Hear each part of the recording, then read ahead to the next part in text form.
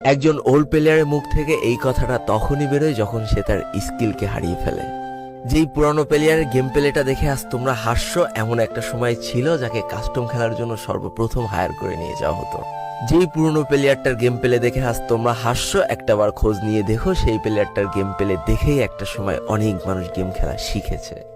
যেই ওল্ড প্লেয়ারটার খেলা দেখে আজ তোমরা তোমাদের গ্রুপে নিতেও লজ্জা পাচ্ছ, খোঁজ নিয়ে দেখো সেই ওল্ড প্লেয়ারটা কোনো একটা সময় কোনো একটা গিল্ডের লিডার বা অফিসার ছিল।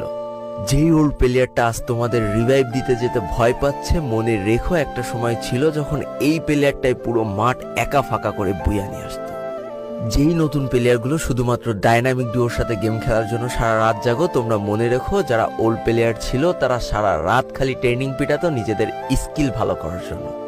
আমি জানি আজকের দিনের যারা অনট্যাপ মারা প্লেয়ার তারা কখনোই ফিল করতে পারবে না যে বসে জুম করে উঠে হেডশট মারার মজাটা আসলে কি ছিল।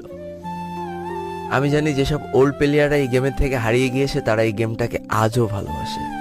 জীবনে এমন হাজারো ওল্ড প্লেয়ার আছে যাদের ফ্রি ফায়ারই ছিল জীবনে প্রথম রাত জাগার কারণ।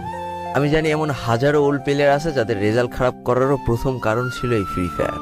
আজকের দিনের নতুন প্লেয়াররা উচ্চ স্বরে বলে আমি ফ্রি ফায়ার গেমটাকে প্রচুর ভালোবাসি, আর যারা ওল্ড প্লেয়ার ছিল তারা বলতো ফ্রি ফায়ার আমার ইমোশন।